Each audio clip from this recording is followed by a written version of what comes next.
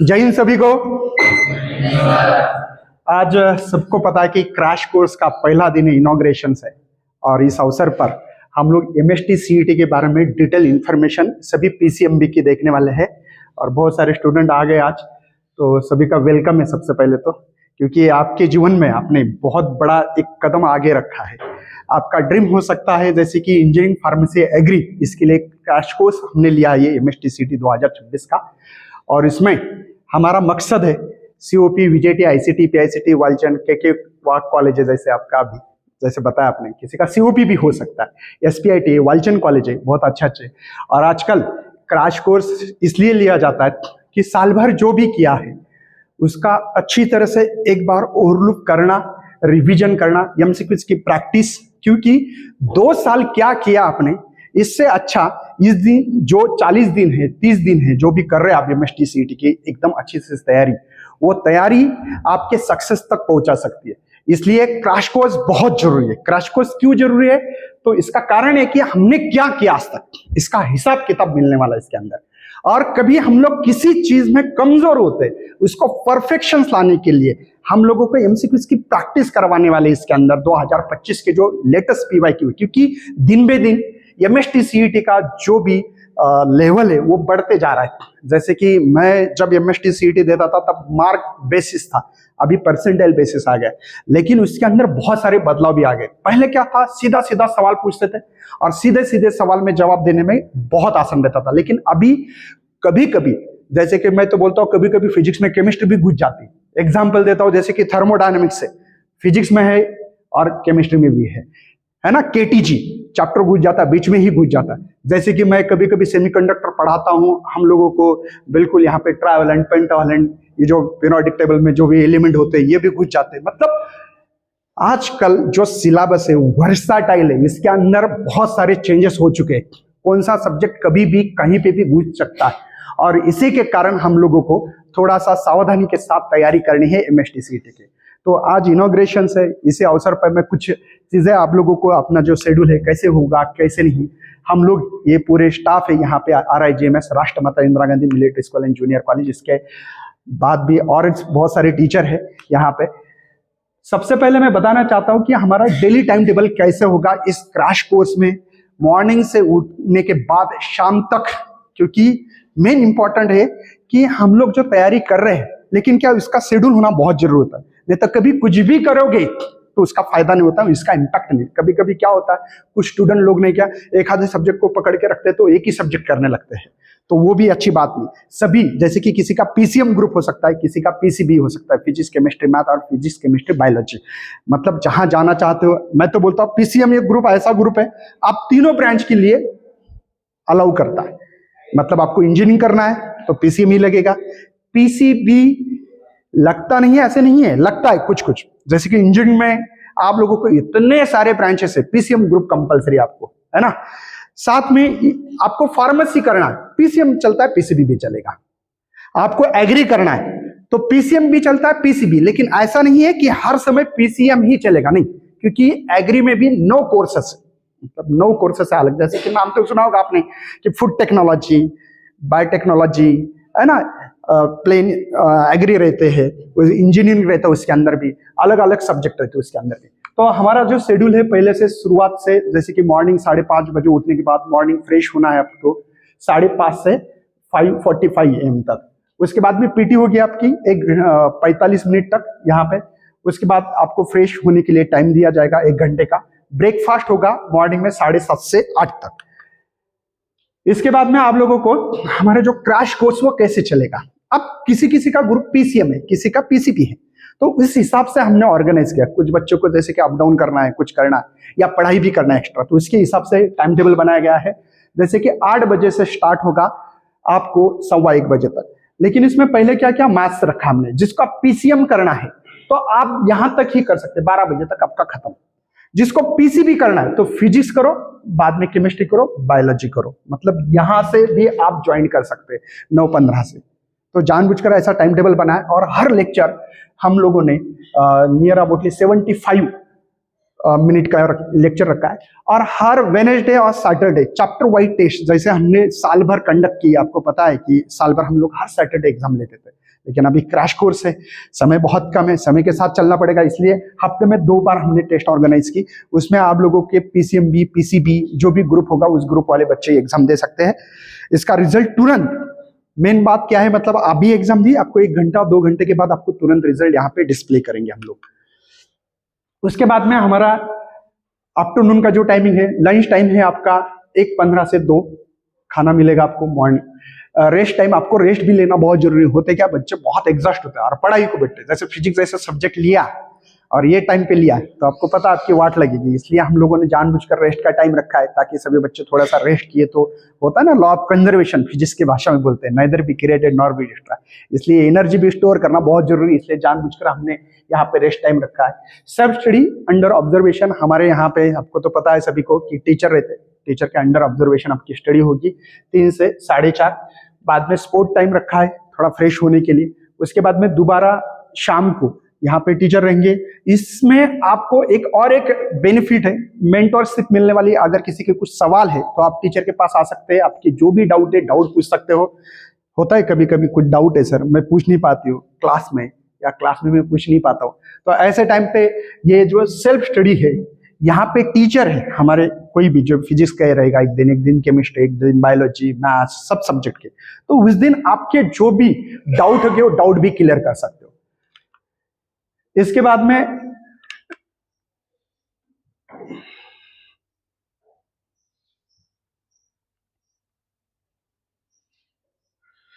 हम लोगों ने, इसके बाद में आप लोगों को जो भी इसके अंदर फ्यूचर क्या मिलेगा, डेली ऑफलाइन लेक्चर है आपका, सभी को पता है, रियल टाइम प्रॉब्लम सॉल्विंग होगी, मतलब यहाँ पे आने के बाद ओनली प्रॉब्लम सॉल्व होगा, फालतू मतलब कोई बात नहीं होगी। ऑफलाइन में फायदा क्या है सबसे में, जैसे कि कोई एक स्टूडेंट है अभी बात कर रहा है, नीचे कर रहा है, नीचे देख रहा है, ध्यान नहीं दे रहे, तो हम लोग इंडिविजुअली ध्यान दे सकते हैं, क्योंकि इसमें हम लोगों ने लिमिटेड बच्चे रखे। तो एक फायदा है कि कौन क्या कर रहा है, किसकी क्या स्टडी कर रहा है नहीं कर रहा है, ध्यान दे रहा है नहीं दे रहा है, प्रॉब्लम सॉल्व कर रहा है नहीं कर रहा है, एक इंडिविजुअली हम लोग कॉन्सेंट्रेट कर सकते हैं स्टूडेंट पे।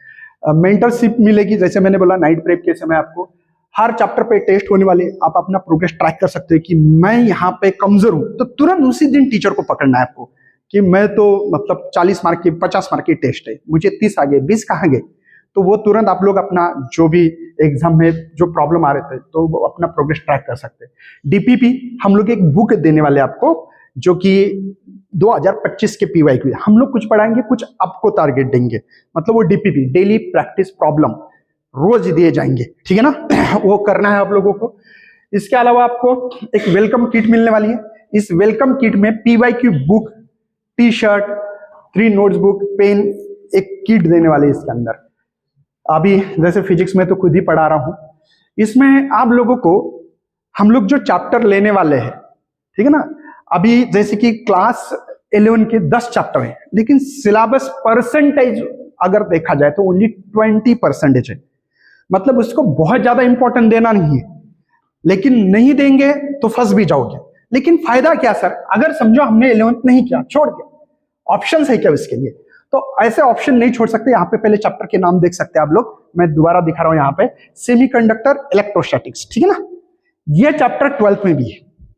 तो क्या किया सीईटी ने जानबूझकर, पहले सिलेबस ऐसा नहीं रहता था, लेकिन बच्चों का फाउंडेशन इंपॉर्टेंट होता है, वो फाउंडेशन नहीं मिलता बच्चों को।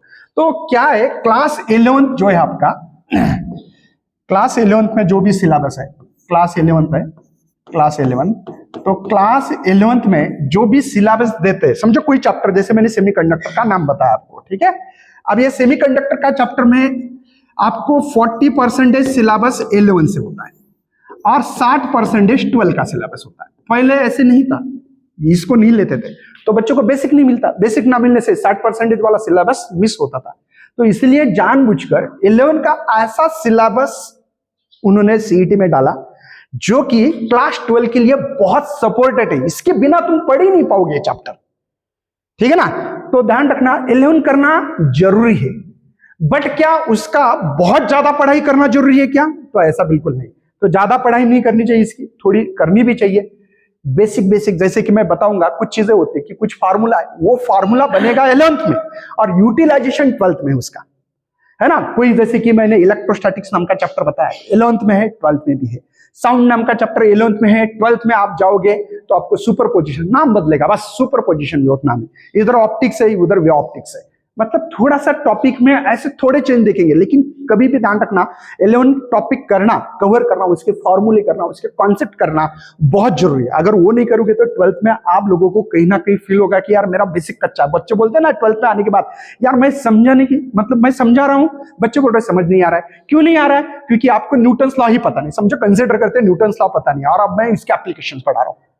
पॉसिबल है क्या समझना? पहले लॉ पता होना बहुत जरूरी है। वैसे ही ये सिलेबस डिजाइन किया है, लेकिन ध्यान रखना इसका ओनली 20% सिलेबस जो है वो क्लास 11 का है, 11 का 20, एंड 80% सिलेबस जो है आपका ये क्लास 12 का है। क्लास जो 12th है आपका, उनका सिलेबस है। तो इसलिए ध्यान रखना पड़ेगा हमको, 12 पे फोकस तो ज्यादा करना है।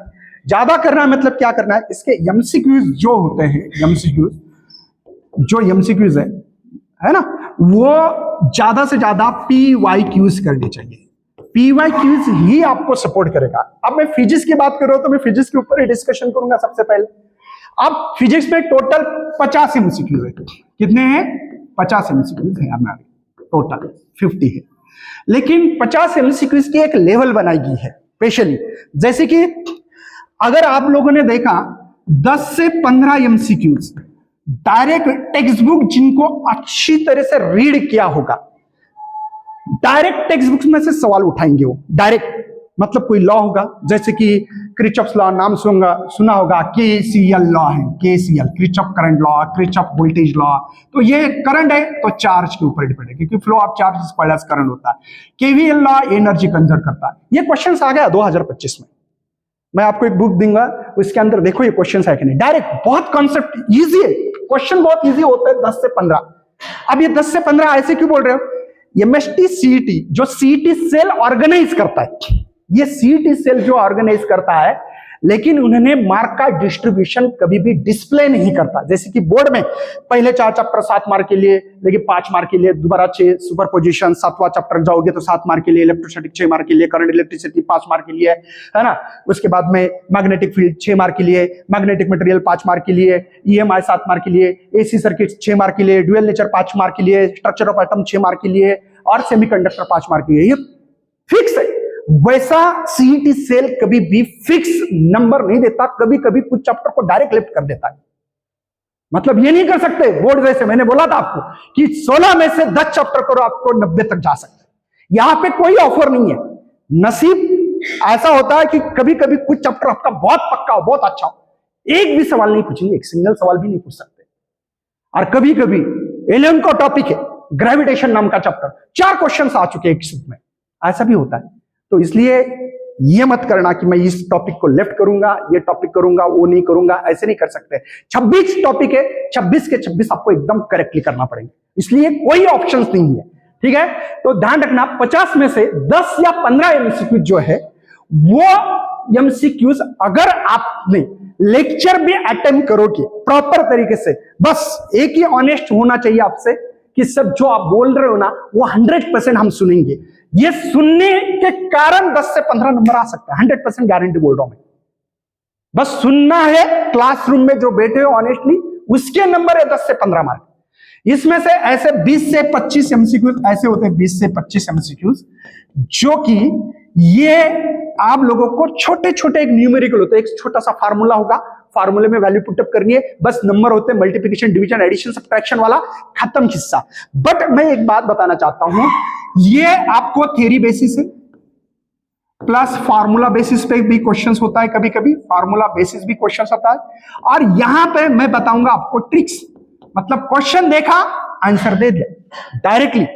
कोई भी क्वेश्चन आप देख लेना, अभी 2025 में एक सवाल पूछा था, ऐसे एक सवाल था, ठीक है, एक सवाल था ऐसे, ठीक है। ये क्वेश्चन देखा मैंने डायरेक्ट आंसर लिख सकता हूं मैं। आपको लगेगा सर आपने रट्टा मारा है, कोई भी एक आधा स्टूडेंट यहाँ पे आके मुझे कितने भी स्पीड निकाल के दो, मैं 2 मिनट में मोमेंट ऑफ इनर्शिया निकाल दे सकता हूँ, 2 मिनट के अंदर, 2 मिनट नहीं, 1 ही मिनट भी नहीं, 40 सेकंड में चैलेंज है। कोई भी आके यहाँ पे खड़े रह सकते और मुझे बताओ, जितने ये स्फीयर है, स्फीयर से सेंटर एक्सिस मास अगर पास होता है तो इसका एक मोमेंट ऑफ इनर्शिया होता है, सेंटर से पास हुआ तो 2/5 या मार्स है ना। 12th में तो आपको पता है ये टेंजेंशियल होता है, तो 7/5 M R square.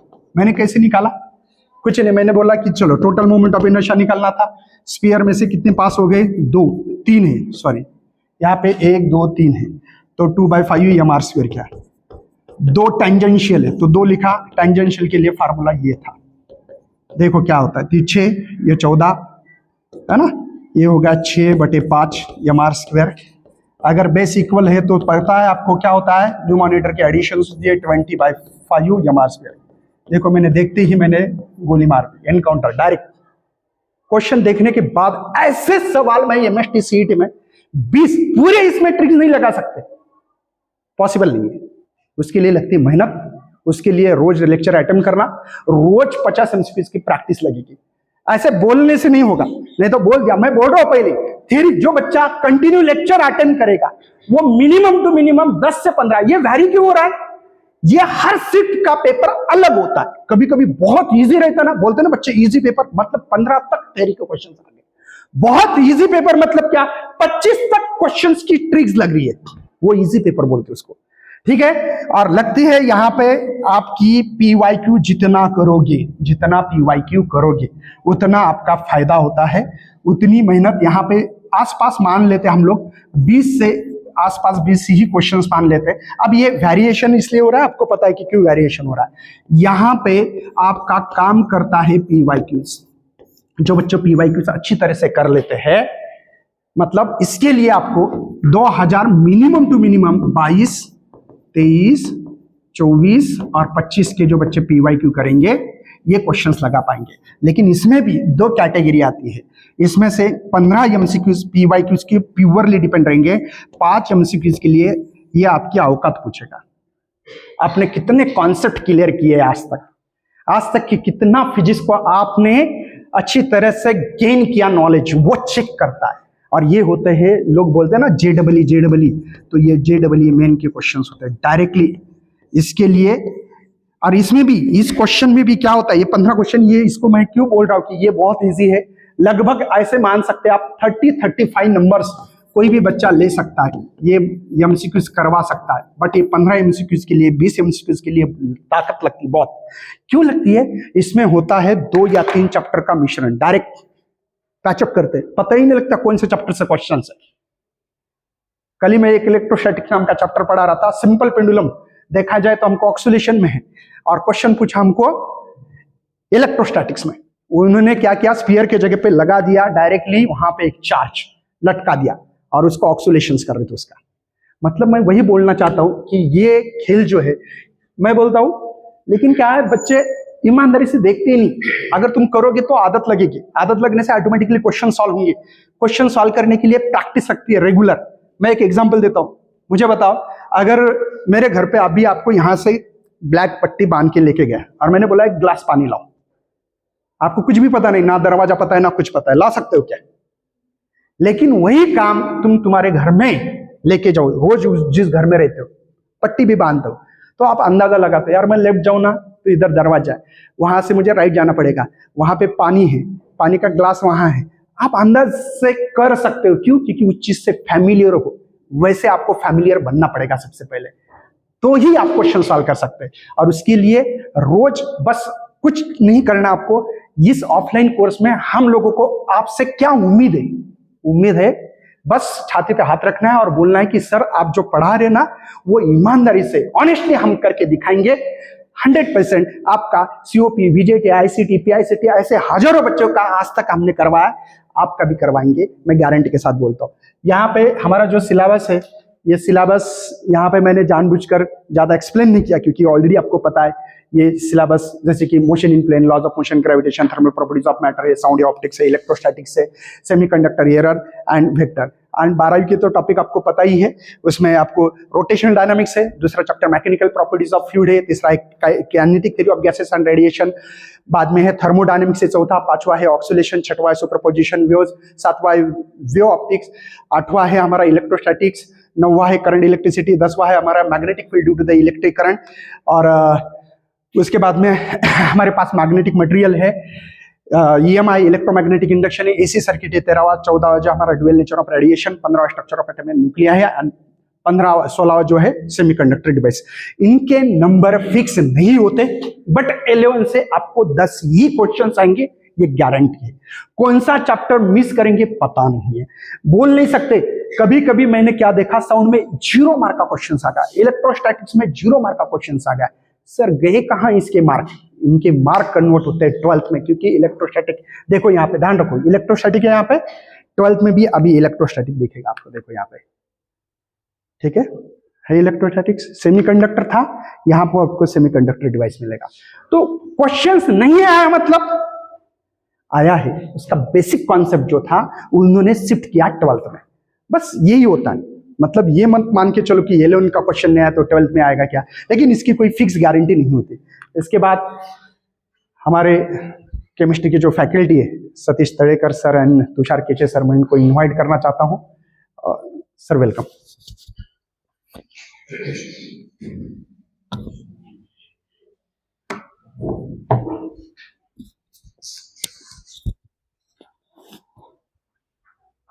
Respected Commandant Sir and dear student, first of all, welcome to all in our chemistry CET course. As far as chemistry subject is concerned, I'm faculty for chemistry subject. As earlier Naik sir told that contribution of a remark in each chapter. Here in chemistry also, first 10 marks belongs to 11 standard and remaining 14 marks or 14 question belongs to 12 standard question. Means here वो तरीका तो एक ही रहेगा, सिर्फ वहाँ पे question पूछने का वहाँ पे डिफिकल्टी जो रहेगा वो कम ज़्यादा रहेगा, बाकी तो सेम रहेगा। जब हम बात करते हैं वहाँ पे किसी चीज़ को वहाँ पे पाने की, जैसे हमने अभी 12वीं की एग्ज़ाम दी है, तो हम ये कंसिडर कर सकते हैं हमारा जो डेस्टिनेशन हमने फिक्स किया था, तो हमारे डेस्टिनेशन का पहला स्टेप यानी पहली सीढ़ी हमने पार कर ली। अभी हमारा जो डेस्टिनेशन है वहाँ तक अगर पहुँचना है, सभी का डेस्टिनेशन अलग होगा, किसी का इंजीनियरिंग होगा, किसी का समझो वहाँ पर नीट होगा, किसी का सीईटी होगा, किसी का जेईई होगा। तो आपका जो डेस्टिनेशन आपने फिक्स किया है उसको पाने के लिए आपको 100% देना पड़ेगा। हम तो हमारी तरफ से 100% देने वाले, लेकिन आपकी तरफ से अगर 100% आएगा तब जाके यहाँ पे हमें सक्सेस मिलेगा। अदरवाइज यहाँ पे हम जो एक्सपेक्ट करते हैं वो हमसे हो नहीं पाएगा। हम किसी भी चीज़ को, हमने एक कहावत है, किसी चीज़ को अगर आप शिद्दत से चाहते हो, मन से चाहते हो, तो ये पूरी कायनात और उसके साथ में आपकी मेहनत ये यहाँ पे रंग लाती है और वो आपको मिलाने की कोशिश में लग जाती है। तो ये वहाँ पे आपको बस क्या करना है, 100% कॉन्सेंट्रेशन से पढ़ना है। अगर डाउट आए तो सर को पूछना है और वहाँ पे क्वेश्चन सॉल्व करना है। समझ में आया? तो केमिस्ट्री के लिए from my side I have ended. I request Tushar Keche sir.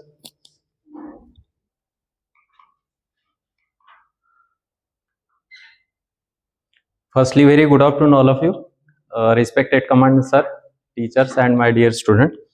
यहाँ पे आज जो फंक्शन हमने रखा है, just welcome to all the 12th standard जो सीईटी के लिए यहाँ पे आए हैं स्टूडेंट, और जो बाहर से भी आए हैं, खास करके उनका पर्टिकुलरली वेलकम करता हूँ। यहाँ पे अभी जो बात चल रही है हमारी सीईटी की, उसमें मैं आपको थोड़ा गाइड करना चाहता हूँ कि 11 के जो हमारे टॉपिक है, नियर अबाउट 10 टॉपिक्स 11 के हैं और 16 टॉपिक जो है वो 12 के हैं। तो अभी जैसे नायक सर ने बताया और तड़ेकर सर ने भी बताया कि केमिस्ट्री में मोस्ट ऑफ द सेम ही है, फिजिक्स और केमिस्ट्री का। जो 20% सिलेबस है वो हमारा कौन सा है, 11th स्टैंडर्ड का, और 80% जो क्वेश्चन आने वाले हैं वो 12th स्टैंडर्ड पे आने वाले। तो अभी यहाँ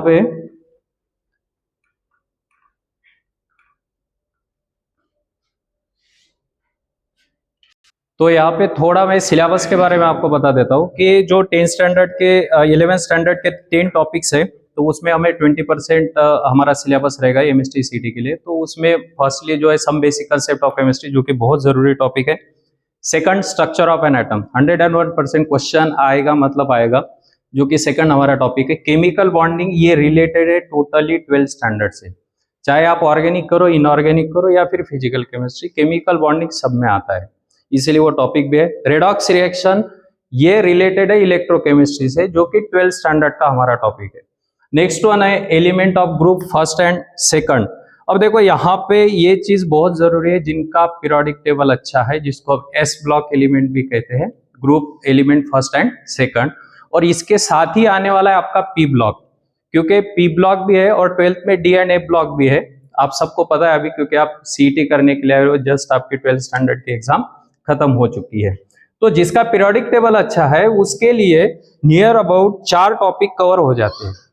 क्यों 4 टॉपिक? एस ब्लॉक 1 है, आफ्टर दैट पी ब्लॉक के 2 है, 13, 14, 15 ग्रुप, और 16, 17, 18, और नेक्स्ट आता है डी एंड एफ ब्लॉक। तो ऐसे आपके टॉपिक्स जो है वो कवर हो जाते हैं सीईटी के लिए। नेक्स्ट वन जो है स्टेट ऑफ मैटर, ये भी रिलेटेड है, दैट इज सॉलिड स्टेट से हम कहेंगे, क्योंकि लिक्विड और गैस हम इसमें पढ़ते हैं।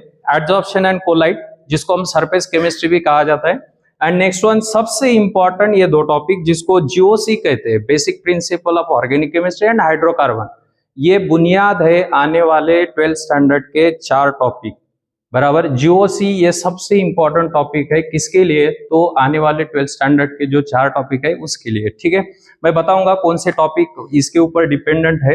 And chemistry in everyday life, ये कंबाइन आता है सीईटी में, हालांकि ये यहाँ पे भी इंक्लूड किया गया है, बट आपको 12th स्टैंडर्ड में भी लास्ट वाला जो आपका 16 वाला टॉपिक है वो वही है। अब बात करते हैं 12th स्टैंडर्ड की। अभी एग्जाम दे के आए तो मैं वैसे ही बताऊंगा कि सबसे पहला जो आता है हमारा वो आता है सॉलिड स्टेट, सबसे पहला टॉपिक जो कि स्टेट ऑफ मैटर से रिलेटेड है। नेक्स्ट वन है सोल्यूशन। सोल्यूशन ये भी इजी टॉपिक है।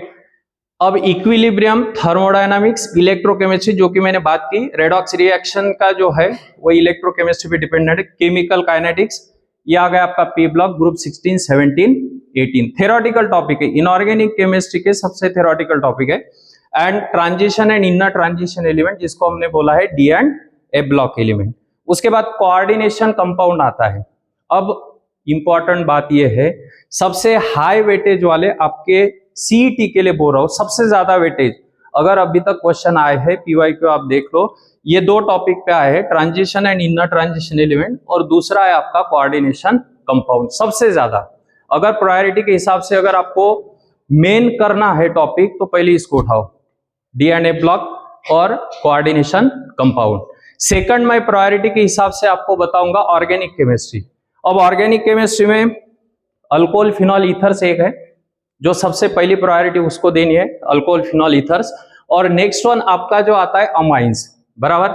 हालांकि बोर्ड के लिए अल्डिहाइड कीटोन कार्बोक्सिलिक एसिड का वेटेज ज्यादा है 7 मार्क्स के लिए, बट सीईटी के लिए alcohol phenol ethers and amines पे सबसे ज्यादा क्वेश्चन पूछे गए अभी तक की बात है।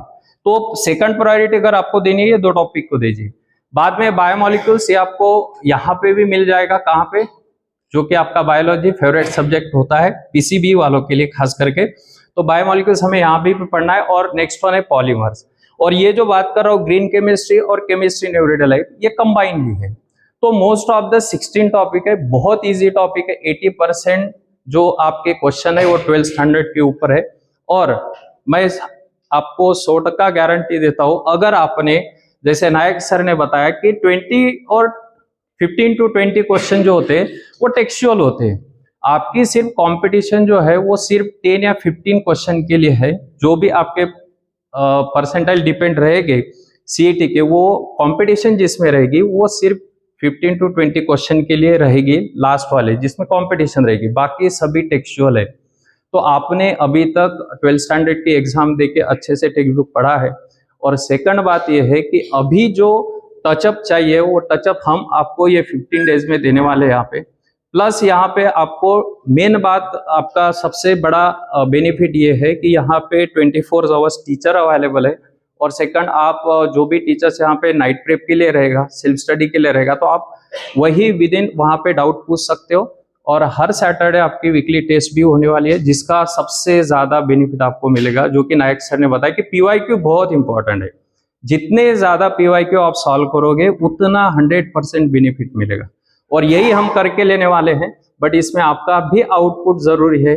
जैसे तड़ेकर सर ने अच्छी कहावत बताई है, तो 50% हमारी तरफ से एफर्ट्स अगर है तो आपकी तरफ से भी उतना होना चाहिए, ठीक है, ताकि आपका जो एम है वो वहां तक पहुंच पाए। आप जो भी एम है आपका सीईटी थ्रू करेक्टली, हम तो है।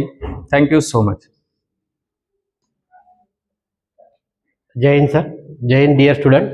देखो आज से हमारा एक्चुअली कोर्स स्टार्ट हुआ है, तो सबसे देखा होगा सबने, फिजिक्स भी देखा होगा, केमिस्ट्री के बारे में सबने देखा है। सबसे इम्पोर्टेंट है इसमें मैथमेटिक्स, क्योंकि मैथमेटिक्स ही आपके मतलब जो स्वर्ग के द्वार है वो खुलता है। क्योंकि मैथमेटिक्स अगर आपका अच्छा नहीं है तो जो सर ने बताया, मतलब जो पुणे के कॉलेज बताया बहुत सारे, तो ये इसका जो की है ये मैथ्स के पास है। अगर आप मैथ्स की प्रैक्टिस अच्छी है आपकी, आपने 12 में मैथ अच्छा किया है, 11 में मैथ अच्छा किया है, 11 में टोटल 10 चैप्टर है और 12 में 15 चैप्टर है, टोटल 25 चैप्टर्स है। अब फिजिक्स, केमिस्ट्री और मैथ में डिफरेंस क्या है? क्वेश्चन 50 ही है, लेकिन मैथ्स के लिए 2 मार्क्स के लिए क्वेश्चन होता है और फिजिक्स के लिए 1 मार्क, केमिस्ट्री के लिए 1 मार्क के लिए क्वेश्चन होता है। तो ये इम्पोर्टेंट इतना है कि आप इसके ऊपर आपकी परसेंटाइल भी बढ़ सकता है। तो आप थोड़ा प्रैक्टिस करोगे 11 से तो मैथमेटिक्स आपको कहीं पे भी पहुंचा सकता है और नीचे भी ला सकता है, बिकॉज न्यूटन्स लॉ फॉलो करता है, every action there is equal and opposite reaction. क्योंकि आप इतनी ज्यादा प्रैक्टिस करोगे, प्रैक्टिस के विदाउट प्रैक्टिस मैथमेटिक्स नहीं आएगा। तो देखते हैं हम स्टार्टिंग से। तो देखो 11 में हमारे पास टोटल 10 चैप्टर है। जैसे कि हमारे पास जो बच्चे अभी लास्ट ईयर थे 11 में, अभी उनका सब टॉपिक कवर किया हमने। हमारे पास 40 डेज है, लगभग 45 से ज्यादा है, 40 से। तो डेली हम देखेंगे तो 1 चैप्टर हमारा डेली होना चाहिए, उसी हिसाब से हमारी तैयारी होनी चाहिए कम से कम। और हमसे टीचर से ज्यादा दुगनी आपकी होनी चाहिए स्टूडेंट की। तो जो भी स्टूडेंट ज्यादा मेहनत करेंगे, ज्यादा प्रैक्टिस करोगे, जैसे सर ने बताया कि PYQ क्वेश्चन सॉल्व करने की प्रैक्टिस ज्यादा से ज्यादा होनी चाहिए। हम यहाँ पे PYQ लेने वाले हैं, लेकिन इतने फास्ट होंगे वो कि आपका भी प्रैक्टिस वहाँ पे होनी चाहिए। मुझे सब फार्मूले याद है, मुझे सब कंसेप्ट पता है, तभी ज्यादा आपको कंसेप्ट समझ में आएंगे। एक दिन में हम कोशिश करने वाले कि 25 से 30 क्वेश्चन मैथ्स के कम से कम सॉल्व हो जाए। बाकी सब्जेक्ट ज्यादा होंगे, लेकिन मैथ्स में हम थ्योरेटिकल ज्यादा एक्सप्लेन करना पड़ता है, तो कम से कम 25 भी सॉल्व किए। देखो हमारे पास 40 दिन है, कितने क्वेश्चन हो सकते हैं, मैं खुद कितने कर सकता हूँ। अगर आपने कोशिश की तो ज्यादा से ज्यादा हम क्वेश्चन सॉल्व करेंगे। देखेंगे यहाँ पे ट्रिग्नोमेट्री पहला चैप्टर 11 में। ट्रिग्नोमेट्री में साइन, कॉस, टैन, कॉट, सेक, कोसेक सब बेसिक फार्मूले पता होने चाहिए मुझे। उसके half angle, double angle, triple angle सब मुझे याद है, तो मैं आगे कोशिश कर सकता हूँ। और इसका सेकंड पार्ट 12 में है, ट्रिग्नोमेट्रिक सॉल्यूशन है, जनरल सॉल्यूशन है, प्रिंसिपल सॉल्यूशन है, साइन रूल है, कोसाइन रूल है, प्रोजेक्शन रूल है, हाफ एंगल फार्मूला है, हीरोन्स फार्मूला है, ये सब इसके ऊपर आगे फिर जैसे जैसे आपकी ट्रिग्नोमेट्री आगे जाएगी तो ये पूरा को रिलेटेड होते हैं एक दूसरे से। सेकंड चैप्टर स्ट्रेट लाइन, जैसे हमने देखा था लाइन से स्टार्ट किया, तो व्हाट इज लाइन, यहाँ से स्टार्ट होना पता है। क्लास 9-10 में हमें पता है इक्वेशन कैसे होते हैं, बहुत सारे इक्वेशन, लेकिन उसमें से लाइन का इक्वेशन कौन सा है, तो ये हमने यहाँ पे और रिवाइज होगा। उसके बाद इसका भी रिलेशन 12 क्लास से, pair of straight line second chapter है उसमें, तो ये आगे चलता है। तीसरा है सर्कल, सर्कल तो 12 में नहीं है, लेकिन सर्कल के बारे में क्लास 9-10 में आपने पढ़ा है, उतना ही बेसिस थोड़ा आगे उसके इक्वेशन बड़े 2-4, ये भी प्रैक्टिस करेंगे। कोनिक सेक्शन है, पैराबोला, इलिप्स, हाइपरबोला, नाम सुना है आपने, पढ़ा है, जो रेगुलर बच्चे हैं अभी जो नए आएंगे उनको भी रिपीट होगा। तीनों के ऊपर एक क्वेश्चन तो हमेशा सीईटी में आता है, एक कोनिक सेक्शन के ऊपर, पैराबोला, इलिप्स एंड हाइपरबोला। बाद में प्रोबेबिलिटी, ये क्लास 10 से थोड़ा आगे है, तो आपको कॉइन डाई के बारे में मालूम होगा, कुछ नंबर्स होंगे, कुछ स्टूडेंट होंगे, रिजल्ट होंगे, इसके बारे में देखेंगे। कॉम्प्लेक्स नंबर, ये भी क्लास न्यू चैप्टर है 11 में। कॉम्प्लेक्स नंबर कैसे होता है, ये नंबर के फॉर्म, स्क्वायर रूट कैसे निकालते हैं, उसमें आर्गुमेंट क्या होता है, और मॉडुलस क्या होता है, क्यूब रूट ऑफ यूनिटी क्या होता है, ये सब इसमें आएगा। परमुटेशन एंड कॉम्बिनेशन, ये तो डेली लाइफ के रिलेटेड चैप्टर है। PNC जिसका नाम एनडीए में आता है, JEE में आता है, बहुत इंपॉर्टेंट चैप्टर है एनडीए और JEE के लिए और सीईटी के लिए भी, क्योंकि इसमें तीनों में रिलेशन। अगर आप JEE की तैयारी कर रहे हैं तो सीईटी में आपका इजी जाएगा, अगर सीईटी की तैयारी कर रहे हैं तो अगर 11 में अच्छा किया होगा तो ये सीईटी में भी अच्छा जाएगा। यहाँ पे परमुटेशन कॉम्बिनेशन हम बनाने पड़ते हैं। उसके बाद फंक्शन, लिमिट एंड कंटिन्यूटी, ये तीनों का ग्रुप एक ही है। बाद में अभी इसके बाद डिफरेंशिएशन जो है कैलकुलस का आगे जाएगा क्लास 12 में। क्लास 12 में देखो ये मैथमेटिकल लॉजिक पहला चैप्टर, सबको जिन्होंने अभी 12 का एग्जाम दिया है उनके लिए सबसे स्कोरिंग चैप्टर था ये। इसमें भी 2 क्वेश्चन कम से कम सीईटी में आते हैं हर साल। सेकंड मैट्रिसेस, मैट्रिसेस के बारे में भी हमने एडिशन, सब्ट्रैक्शन, मल्टीप्लिकेशन, एडजॉइंट निकालना, इनवर्स निकालना, रिडक्शन मेथड निकालना, इन्वर्शन मेथड निकालना, रो ट्रांसफॉर्मेशन, कॉलम ट्रांसफॉर्मेशन, ये सभी टॉपिक्स यहाँ पे कवर होते हैं। और इसके ऊपर भी हमेशा मैट्रिक्स के ऊपर ज्यादा से ज्यादा inverse, how to find the inverse by adjoint method and row और कॉलम ट्रांसफॉर्मेशन, इसके ऊपर क्वेश्चन आता है। उसके बाद मैंने बोला अभी ट्रिग्नोमेट्रिक फंक्शन जो हमने क्लास 11 में देखा था, ट्रिग्नोमेट्री सेकंड, यहाँ से वो कंटिन्यू हो रहा है आगे। तो मैंने साइन रूल, कोसाइन रूल जो बोला है, तो ये सभी टॉपिक इसमें ट्रिग्नोमेट्री, थोड़ा आपका बेस अगर अच्छा है तो ये भी आपको स्कोर कर सकता है। उसके बाद और एक चैप्टर था स्ट्रेट लाइन 11 में, वो कनेक्टेड है पेयर ऑफ स्ट्रेट लाइन से। मतलब वहां पे एक ही लाइन थी, यहाँ पे दो है, पेयर मतलब दो लाइन थी, दो लाइन का कंबाइन इक्वेशन बनाओ, सेपरेट इक्वेशन बनाओ, उसका लाइन इंटरसेक्ट हो रही कि नहीं हो रही है, परपेंडिकुलर कैसी होती है, सम ऑफ द स्लोप क्या होता है, प्रोडक्ट ऑफ द स्लोप क्या होता है, ये सब रिवाइज इसमें होता है। ठीक है, उसके बाद वेक्टर, ये 12 में आया है, न्यू चैप्टर है, फिजिक्स के रिलेटेड थोड़ा, तो हमें कोलिनियर वेक्टर, कोप्लेनर वेक्टर क्या होता है, सेक्शन फार्मूला क्या होता है, पैरेललोग्राम होता है, वॉल्यूम ऑफ पैरेललोपिपेड क्या होता है, ये सभी इसमें एडिशन, सब्ट्रैक्शन, मल्टीप्लिकेशन, ये भी क्रॉस प्रोडक्ट, डॉट प्रोडक्ट, सभी वेक्टर में अभी आपको यहाँ पे मिल जाएगा। आपने अगर फिजिक्स में अच्छा किया है, मैथ्स में भी अच्छा किया है, तो जो फार्मूला है वेक्टर का निकालने का वो भी आपको यहाँ पे याद आएंगे। उसके बाद line and plane connected to the vector है, 3D ज्योमेट्री जिसको कहते हैं, line and equation, vector equation of, जैसे ये लाइन का है पेयर ऑफ स्ट्रेट लाइन, लेकिन ये वेक्टर का है, vector equation of line, vector equation of plane, angle between the line and plane, shortage distance between the line and plane, सभी topics यहाँ पे कवर गए, हमने 12 में किए, अभी यहाँ पे भी रिवाइज होगा। लास्ट 7 वाला है लिनियर प्रोग्रामिंग। ठीक है, पार्ट 1 के 7 है, पार्ट 2 के भी 9 चैप्टर, सॉरी 8 चैप्टर है, तो टोटल 15 है। तो लिनियर प्रोग्रामिंग ये ग्राफिकल चैप्टर है, ग्राफ निकालना पड़ता है आपको, ग्राफ के ऊपर से आपको पता मतलब पॉइंट ऑफ कैसे निकालना है, कैसे ग्राफ करना है, और फेसिबल रीजन आता है उसमें, शेडेड रीजन जिसको बोलते हैं हम, एक्स एक्सिस वाई एक्सिस पे कैसे प्लॉट होता है ग्राफ, इसके ऊपर भी आएगा। उसके बाद सेकंड पार्ट चल होता है डिफरेंशिएशन, डेरिवेटिव जो हमने बोला था, कैलकुलस का पार्ट है, बस उसमें सभी लगभग 13-14 फार्मूले हमने तो बेसिक देखे हैं, ये सभी फार्मूले यहाँ पे रिवाइज होंगे। यहाँ पे चेन रूल है, प्रोजेक्शन, इनवर्स फंक्शन है, डेरिवेटिव ऑफ इनवर्स फंक्शन है, पैरामेट्रिक फंक्शन है, एप्लीकेशन ऑफ डेरिवेटिव, यहाँ पे जैसे जनरल एग्जांपल भी क्लास 12 के लिए थे हमने, अभी 12 में जो बच्चे हैं उनको पता है ये एप्लीकेशन, जैसे मैंने एक पानी में कोई पत्थर फेंका है तो उसका रेडियस कितना फैलता है, तो पूरा रेडियस होता नहीं, पहले छोटी रेडियस होती है, बाद में ऐसा फैलता है, तो वेव जैसे बोलते हैं उसको। तो उसके ऊपर थ्योरेटिकल एग्जांपल बहुत सारे आते हैं। बैक्टीरिया होता है, बैक्टीरिया जैसे कि हम कोई चीज बनाते हैं उसमें कितना नंबर ऑफ बैक्टीरिया कितना होता है, पॉपुलेशन अभी 2010 में इतनी थी, 2050 में कितनी होगी, किसी सिटी की, किसी कंट्री की, पूरे वर्ल्ड की, इसके ऊपर से हम डिफरेंशिएशन एप्लीकेशन बेस आता है, तो यहाँ पे भी हम उसको निकाल सकते हैं। तो ये डिफरेंशिएशन चैप्टर, उसके बाद एप्लीकेशन डेरिवेटिव जो मैंने बोला अभी एप्लीकेशन उसका, उसके बाद इनडेफिनाइट इंटीग्रल, दो टाइप से इंटीग्रेशन के, डेफिनाइट इनडेफिनाइट। तो इनडेफिनाइट में हम मतलब रैंडम वैल्यू होते हैं, डेफिनाइट में रैंडम फिक्स वैल्यू होती है, जैसे कि 3, 4, 2, लेकिन यहाँ पे आपको प्लस ही आएगा इनडेफिनाइट में। यहाँ पे भी ट्रिग्नोमेट्री का बहुत सारा पार्ट यूज होता है।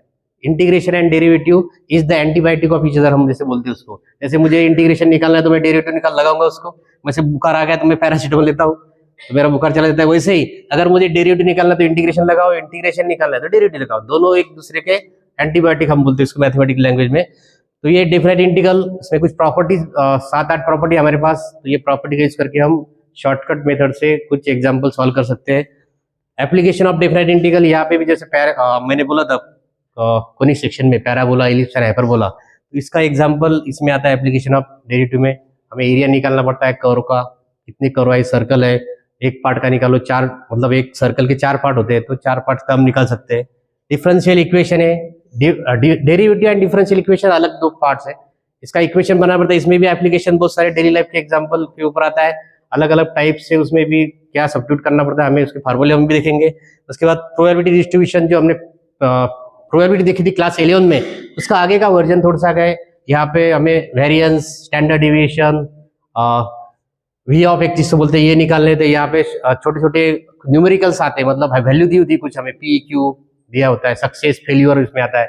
बायनोमियल डिस्ट्रीब्यूशन लास्ट का चैप्टर है। यहाँ पे हम जैसे कि यहाँ पे भी एप्लीकेशन बेस्ड चैप्टर ये पूरा, कि किसी कोई कंपनी है कितने टेलीविजन सेट बना रही है, उसमें अगर किसने ऑर्डर दिया तो उसमें डिफॉल्ट पीस कितने आएंगे, कितने मोबाइल बनाए, कितने सोप बनाए, ये फेल्यूर एंड सक्सेस कितना रेट होता है, परसेंटेज क्या होता है, ये सब 15 चैप्टर हम उसमें कवर होंगे, 12 के और 11 के 10 चैप्टर। तो डिफरेंट चीज ये है कि यहाँ पे मैथ्स को हर एक क्वेश्चन को 2 मार्क्स रहते हैं और बाकी सब्जेक्ट को 1-1 मार्क्स रहता है।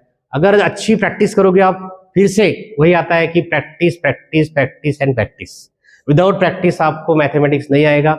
नंबर ऑफ क्वेश्चन आपको सॉल्व करने पड़ेंगे, नंबर ऑफ ट्रिक्स आपको ध्यान रखनी पड़ेंगे, याद रखना पड़ेगा कि नहीं मैंने यहाँ पे अप्लाई किया था, जैसे मैं एडजॉइंट निकलता हूँ तो मैं पूरा सॉल्व करके निकलता हूँ क्या, शॉर्टकट बताता हूँ, कुछ इनवर्स निकलता हूँ मैट्रिक्स का, कुछ डेरिवेटिव मुझे याद है क्या, मुझे सिंपल डेरिवेटिव पता है लेकिन मुझे और भी मिक्स उसमें आ गया तो मुझे फटक से आना चाहिए।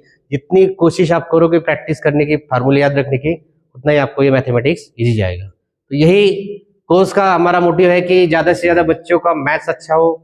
75 मिनट्स का लेक्चर है, ज़्यादा से ज़्यादा हम प्रैक्टिस करेंगे, वहाँ पे हम अवेलेबल रहेंगे कि नहीं अब मुझे ये डाउट आया सर पूछो, ये कैसे आया। ऑफलाइन में यहाँ पे सक्सेस होता है, वो ऑनलाइन में हम नहीं पूछ सकते, कोई ये चैट जीपीटी पे सर्च करेंगे, वहाँ पे 4 आंसर बताएगा, कुछ गलत है क्या सही है वो पता नहीं है।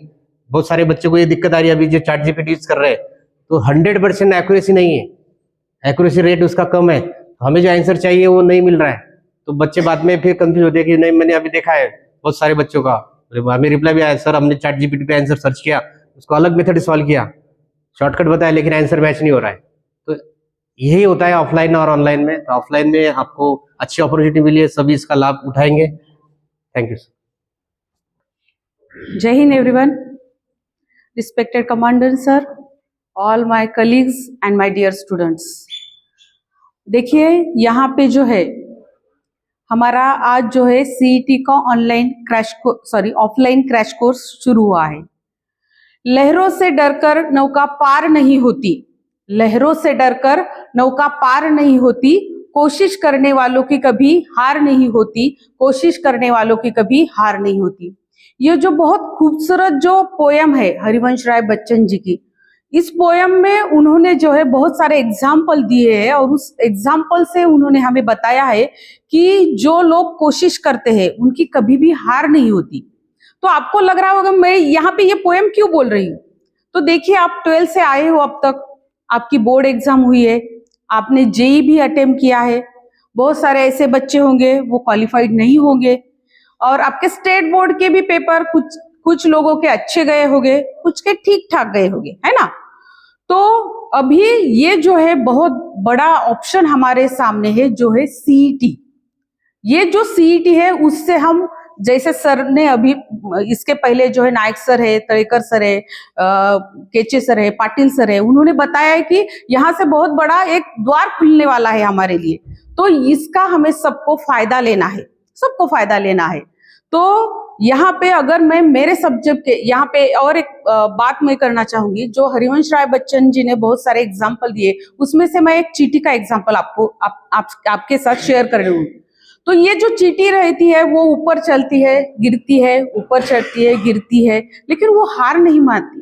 कुछ दिनों के बाद उसकी जो मेहनत है वो रंग लाती है और वो ऊपर चढ़ने में वो सक्सेस होती है। बिल्कुल उसी तरह आपको भी ये जो हो चुका है, स्टेट बोर्ड हो या फिर जेई हो, वो चुका है। अभी आपके सामने है क्या, तो आपके सामने ये सीईटी का कोर्स है और उसको आपको जो है अच्छे से करना है, बहुत अच्छे से करना है। अगर मैं मेरे सब्जेक्ट के बारे में बताऊंगी, बायोलॉजी, जैसे केचे सर हमेशा बोलते हैं कि बायोलॉजी बहुत फेवरेट सब्जेक्ट होता है सबका। क्यों होता है, क्यों होता है फेवरेट सब्जेक्ट, कोई बता सकता है? Theory, okay. और गर्ल्स में आप हमेशा बोलते हो बायोलॉजी फेवरेट सब्जेक्ट है, फेवरेट सब्जेक्ट क्यों है आपका बायोलॉजी फेवरेट सब्जेक्ट क्यों है? खुद की स्टडी करते हैं, ठीक है। तो सही बात है, थ्योरी है और बहुत ही, अगर आप, मैं आपको गारंटी देती हूँ, अगर आप मेंटली, मैं हमेशा बच्चों को बोलती हूँ, अगर आप यहाँ पे क्लास में मेंटली प्रेजेंट रहोगे तो 100% मैं आपको बोलूंगी 70% आप सीईटी में कवर कर सकते हैं। और 30% जो है वो एप्लीकेबल बेस्ड क्वेश्चन होते, वो जब हम सिखाते हैं तब वो भी हम आपको बताते हैं, लेकिन आपको सिर्फ क्या करना है, मेंटली यहाँ पे प्रेजेंट रहना है। अगर हम मेरे सब्जेक्ट के बारे में डिस्कस करेंगे तो यहाँ पे देखिए 11 का जो सिर्फ 4 चैप्टर है, अगर हम कंपेयर करते हैं बाकी के सब्जेक्ट के, जैसे फिजिक्स है, केमिस्ट्री है, मैथ है, बहुत 11 के बहुत सारे चैप्टर है, लेकिन बायो में सिर्फ 4 ही चैप्टर है बच्चों, सिर्फ 4 चैप्टर है। और हमें पता है ये जो पोर्शन है सीईटी में 100 मार्क के लिए हमारा बायो है, हर एक क्वेश्चन के लिए 1 मार्क है, और उसमें से 20% जो है 11 का सिलेबस है और 80% जो सिलेबस है वो 12 का है ना। तो उस 20% में सिर्फ 4 चैप्टर है, उसमें से बायोमोलिक्यूल्स ये जो चैप्टर है, अगर आपको पता है ये केमिस्ट्री में भी ये चैप्टर है ना, ये चैप्टर केमिस्ट्री में है, यानी वहां पे भी ये कवर होगा और यहाँ पे भी ये चैप्टर आपका कवर होने वाला है। और जो रिमेनिंग 3 चैप्टर है, रेस्पिरेशन एंड एनर्जी ट्रांसफर, उसके बाद human nutrition, excretion and osmo regulation, उसमें से देखिए ये जो रेस्पिरेशन है it is related with plant, ये जो 11th में है प्लांट से रिलेटेड है, और 12th में जो रेस्पिरेशन चैप्टर है वो एनिमल से रिलेटेड है। और ये बहुत सारे ऐसे चैप्टर है जैसे ह्यूमन न्यूट्रिशन है, एक्सक्रीशन एंड ऑस्मोरेगुलेशन ये चैप्टर है, वो हमारे से रिलेटेड है।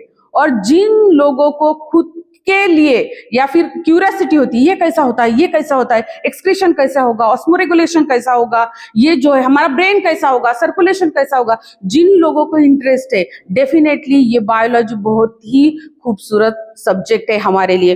अगर 12 के चैप्टर हम अगर डिस्कस करते हैं तो हमारे 15 चैप्टर है, 15 + 4 ऐसे 19 चैप्टर है।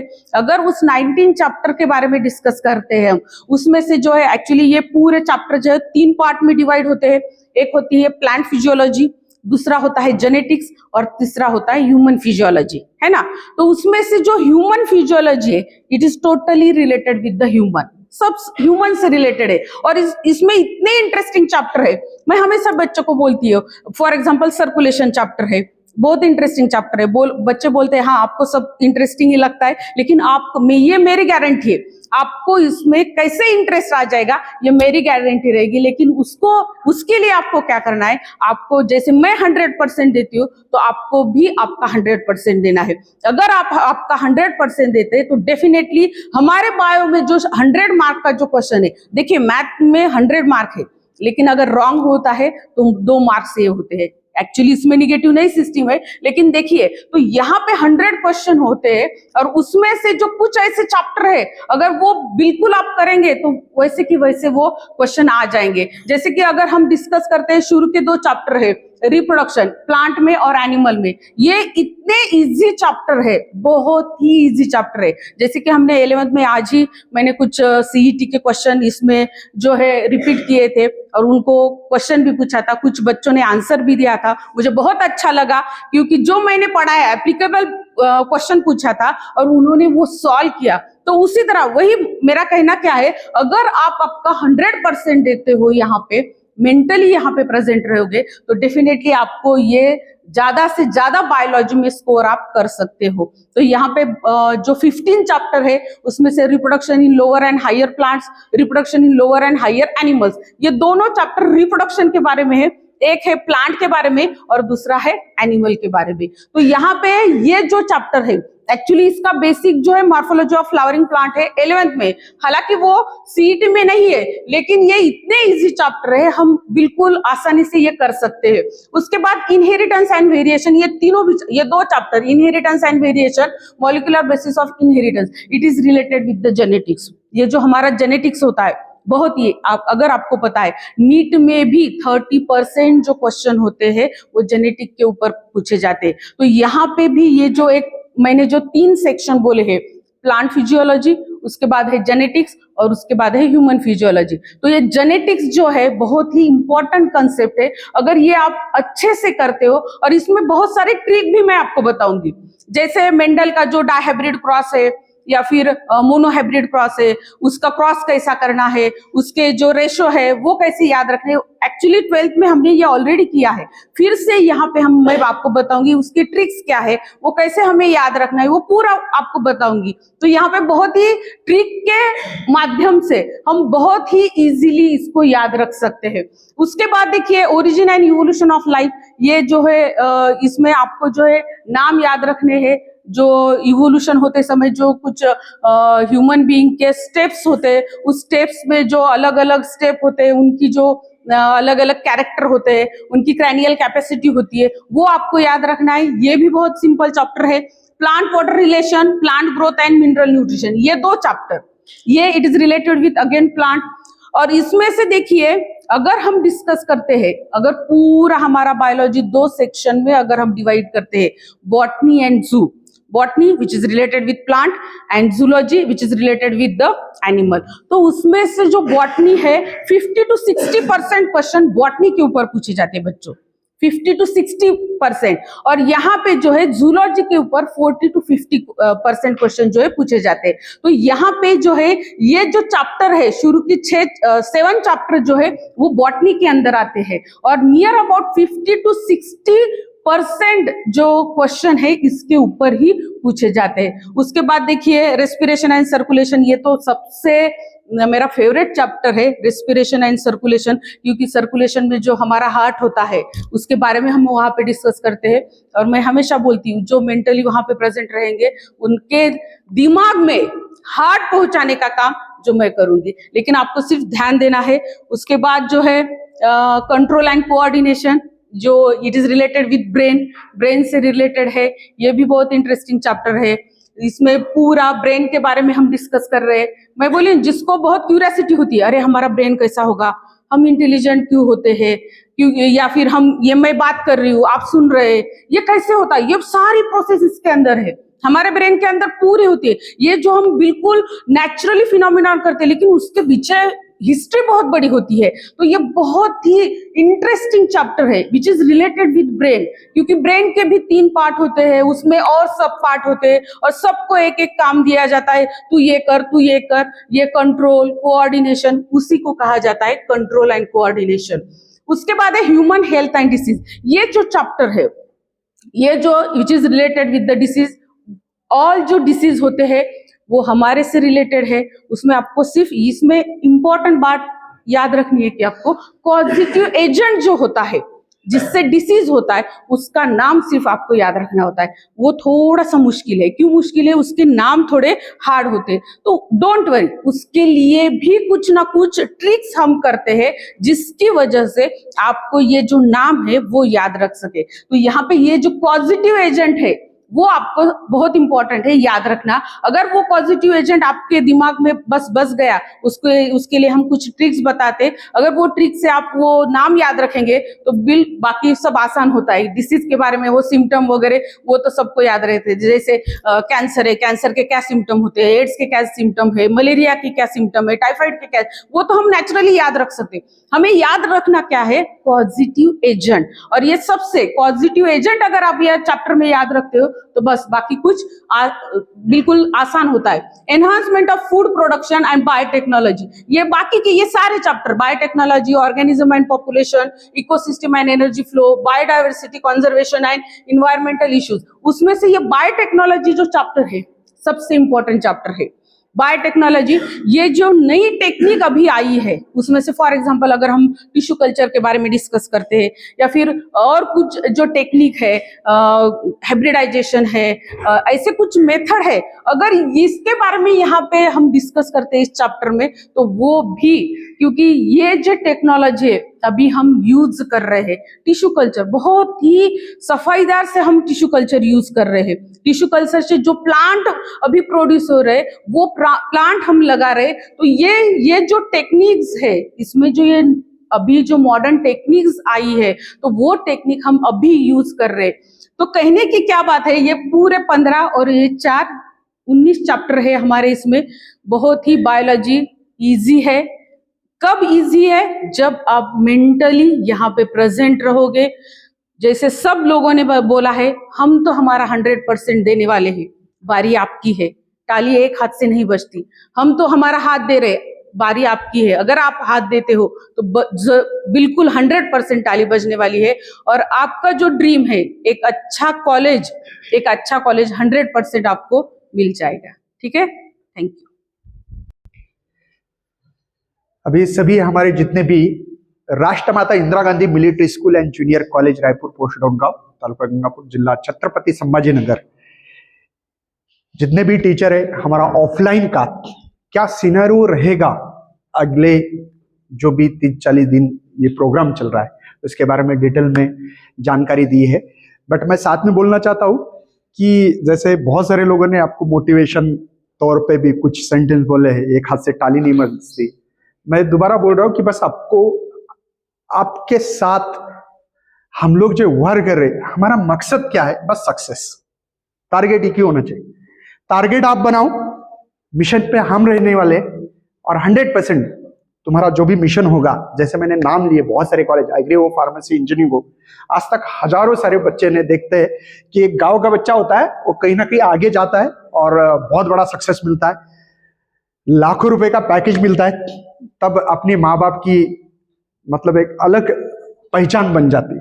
और पहचान तुम बना सकते हो, तुम्हारे हाथ में है, आपको डिसीजन लेना है। तो मैं दोबारा सभी को अगवा करना चाहता हूँ कि यार थोड़ा सा मतलब एक बार खुद के 40 दिन दो। 40 दिन 40 साल बदल सकते। एक दिन में, जैसे मेरा सब्जेक्ट फिजिक्स, एक दिन में 1 मार्क भी डिसीजन ले लिया कि मुझे एक दिन में एक ही नंबर लेना है, 40 दिन में 40 मार्क बहुत नंबर होते हैं। मैं बोलता 99 परसेंटाइल हो जाएंगे, फिजिक्स के लिए बोल रहा हूं मैं, है ना। और बहुत ज्यादा तैयारी करने की जरूरत नहीं, ऑलरेडी आपका हुआ है, कहीं ना कहीं बोर्ड की एग्जाम दी है, आपको चैप्टर के नाम भी पता है, बहुत सारे कॉन्सेप्ट पता है, ठीक है। तो दोबारा मैं, कोई किसी के दोस्त होंगे तो उनको भी कॉल करो, बुलाओ। जैसे कि बहुत सारे स्टूडेंट आने वाले हैं, जिनको आना है, ये ऑफलाइन कोर्स है। ऑफलाइन आजकल कहीं मिलता नहीं है, क्योंकि सब कुछ ऑनलाइन की दुनिया हो चुकी है। तो मुझे पता है एक रील्स देखते देखते हम लोग कितने हजारों रील्स देखते हैं और कितना टाइम हमारा बर्बाद होता है। यहाँ पे वो टाइम बर्बाद होने से रोक सकते हैं खुद को, और खुद का एक टारगेट और हमारा मिशन, इसी बलबूते तुम्हारा जो भी सक्सेस मिलना चाहिए वो हम लोग प्रयास करेंगे। तो सभी सब्जेक्ट के लिए सब इंफॉर्मेशन तो हमने बोल दिए, और हम लोग ज्यादा से ज्यादा प्रैक्टिस भी करवाएंगे। साथ में ही ऑनलाइन भी एग्जाम कंडक्ट करने की कोशिश करेंगे। हमारे यहाँ पे लेबोरेटरी है, जैसे कंप्यूटर है, वो है, वहां पे भी ऑर्गेनाइज करने की कोशिश करेंगे। बाकी पेपर तो ऑफलाइन होते रहेंगे, लेकिन आपको बस हम लोगों को एक ही वादा करना है कि हम लोग जो यहाँ आ रहे ऑनेस्ट है और ऑनेस्ट देते रहेंगे। इसके बाद मैं हमारे कॉलेज के lieutenant colonel commandant sir Sanjay Kumar Sonane sir को इन्वाइट करना चाहता हूँ। जय हिंद। अभी सभी ने सीईटी के बारे में सब्जेक्ट वाइज बताया, मैं थोड़ा बेसिक्स पे आता हूँ। कुछ बच्चे आज जस्ट सोच रहे थे आना है नहीं आना है, कुछ लोगों को क्लैरिटी नहीं है हम कहाँ जा रहे हैं, क्या कर रहे हैं। 12वीं की एग्ज़ाम ख़त्म हो गई। मैं थोड़ा बेसिक्स में इसलिए जाऊँगा, आपको पेरेंट्स ने पहली कक्षा से लेकर 12th तक पढ़ाया। ये एजुकेशन एक नेचुरल जर्नी है, इसमें आपको कहीं पे भी साबित नहीं करना पड़ा आप क्या हो। बस परसेंटेज आ रहे थे, लेकिन उसका इम्पैक्ट बहुत ज़्यादा नहीं हुआ। लेकिन 12वीं ख़त्म होने के बाद एक तरह से आपको बस बदलनी है, फ्लाइट बदलनी है, ट्रेन बदलनी है, जो भी आपको कंसेप्ट समझ में आता है। आप चाहे जिस जर्नी से आए हो, लेकिन अब कुछ बदलने वाला है। ये जिसको समझ में आ रहा है वो सीरियस होते हैं, क्योंकि जून में आप कहीं ना कहीं जाने वाले हैं। अभी तक ऐसा नहीं था कि कहाँ जाने वाले हो, क्लैरिटी नहीं है। पहली से लेके या नर्सरी से लेके आप 12th तक बस चलते गए, आपकी जर्नी बहुत आसान थी। लेकिन अब आपको कहीं पे साबित करेंगे, आपका टैलेंट देखेंगे, आपका रिजल्ट देखेंगे, और फिर आपको एडमिशन मिलने वाला है। आपकी ज़िंदगी बदलने वाली है। जितना समझ पाओगे उतना अच्छा, क्योंकि जून में किसी का एडमिशन कहाँ हो रहा है ये बहुत मायने रखेगा। आप उसके लिए अभी 40 दिन 35 दिन जो भी आपका स्लॉट मिलेगा एग्जाम का, आपको जागरूक होकर काम करना है। मुश्किल कुछ नहीं। दूसरी चीज ये है, सब्जेक्टिव पेपर और ऑब्जेक्टिव पेपर। आप इसी सीईटी या एनडीए के माध्यम से, कुछ बच्चे एनडीए का सोच रहे हैं, कुछ लोगों ने जेई दी है, आप एक और प्रैक्टिस में आ रहे हो, ऑब्जेक्टिव पेपर। ऑब्जेक्टिव पेपर एक ऐसी दुनिया है जो आपकी अभी शुरू हो चुकी है सीईटी के माध्यम से। मान लो सब्जेक्टिव एक आर्ट है, लेकिन ऑब्जेक्टिव को स्मार्टनेस है। मैं खुद मेरी जब यूपीएससी के एग्जाम का याद करता हूं, मैं कबूल करना चाहता हूं ऑनेस्टली कि शायद मेरा जितना नॉलेज था उससे ज़्यादा अच्छे नंबर में अपने यूपीएससी एग्ज़ाम जो फौज की मैंने, और उसका कहीं रीज़न है स्मार्टनेस। क्योंकि आपको कहीं साबित नहीं करना है आपने वो गोला कैसे मारा है, वो तुक्का था या बहुत स्मार्ट कैलकुलेटिव आंसर था। ये चीज़ें भी समझनी है आपको। आपको 100 गोले करके आने हैं वहाँ। और मज़े की बात यह है कि इसमें नेगेटिव मार्किंग नहीं है, सबसे मज़े की बात। लेकिन वो 100 गोले आपकी अगली फ्लाइट डिसाइड करने वाले। तो जितना इन लोगों ने बताया अभी टीचर्स ने, मुझे लगता है अब इसमें राज छुपा हुआ है कि ऑब्जेक्टिव की तैयारी कैसे करते हैं। आपने तो पेपर उसी सिलेबस पे दिए अभी, 12th के पेपर। अब खेल किस चीज का है? खेल है रिपीटेटिवनेस, कंसिस्टेंसी। कितना वॉल्यूम क्वेश्चन बैंक आपने रिपीट किया। हर दिन कम से कम 100-200 क्वेश्चन हो रहे क्या? मैं तो एवरेज मानूंगा, चारों सब्जेक्ट अगर दे रहा है कोई पीसीएमबी पूरा, 50 क्वेश्चन पर डे होने चाहिए, लगभग 200 क्वेश्चन पर डे, चाहे वो क्लास के माध्यम से या सेल्फ स्टडी में। वो आपका टारगेट होना चाहिए। फिर देखो आपको बहुत आसान लगेगा। ये टेम्परामेंट बिल्डअप है, ये ऑब्जेक्टिव क्वेश्चन पेपर। और CET is one of the most interesting level playing field, क्योंकि बाकी जगह नेगेटिव मार्किंग है। चाहे आप जेई ले लो, नीट ले लो, एनडीए ले लो, या आगे चल के और भी एग्जाम्स है, ये नेगेटिव मार्किंग के साथ नहीं है। और थोड़ा मैं टेम्परामेंट की जो बात कर रहा हूं और आसान शब्दों में बताऊं, मान लो कोई क्रिकेट खेलना जानता है, वो 5 दिन की टेस्ट खेलेगा और उसके बाद वो वनडे खेलेगा 50 ओवर की, और उसके बाद 20 ओवर का T20 खेलेगा। इसमें टेम्परामेंट स्विचिंग है, थोड़ा सा एक एडेप्टेशन है। आपको ये 30-40 दिन में करना है, और ये जिंदगी भर भी काम आने वाला है, जब तक आपकी कोई हाईएस्ट लेवल एग्जाम क्लियर नहीं करते आप। क्योंकि आप अभी सीईटी दे रहे हैं, उसके बाद आपको यूपीएससी, एमपीएससी या व्हाटएवर आपको करना है। लेकिन हर जगह ये ऐसे ही मॉडल है अभी क्वेश्चन पेपर का। तो ये कुल मिला के आपका बहुत कुछ होने वाला है अगर आप सीरियस है तो। कुछ बच्चे कल ज्वाइन करेंगे, कुछ परसों, कुछ नरसों, कुछ 11th के बैठे हैं यहाँ। 11th के बच्चों को मुझे लगा नहीं था उतना फायदा होगा, लेकिन मैं पूरा सुन रहा था। मुझे लग रहा है 11th के बच्चे सारे बैठते तो अच्छा रहता, उनको पूरा अगले साल का एक सीरियसनेस आ जाता। क्योंकि आपको अगले साल सीईटी का सोचना है, या अभी से ही नीट या जेई या एनडीए सोच रहे हैं, आपको भी इसका जरूर फायदा होगा आज जो बैठे आप।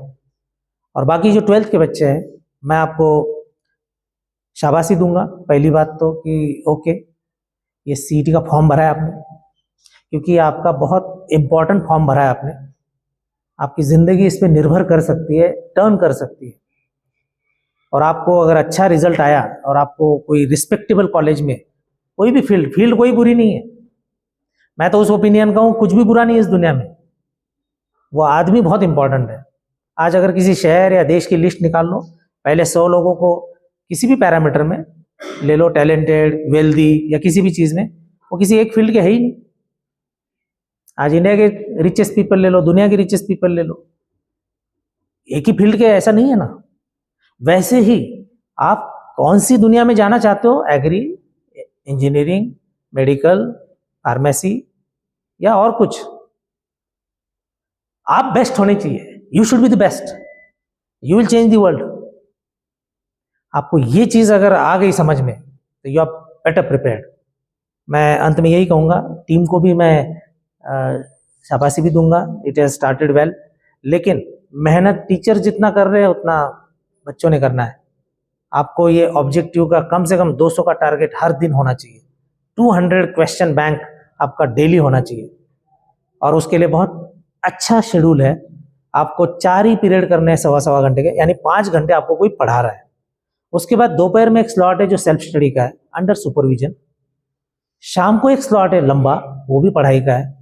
10:30 तक मैं आपके साथ रहूँगा, और अंत में आपको नाइट में सोने से पहले डेली 5-10 मिनट मैं बात करने की कोशिश करूँगा। क्योंकि एक SPI बैच आएगी 20 तारीख से, और आप अभी सीईटी वाले जो इकट्ठा होंगे, शायद मंडे तक ज़्यादा बच्चे आएंगे। हम लोग डेली शाम को बात करेंगे, और दिन में भी एक आध सेशन होगा ही बातचीत का। आपके साथ हम सब हैं, लेकिन आप लोग खुद के साथ है कि नहीं, ये थोड़ा सा खुद को रीअश्योर करो।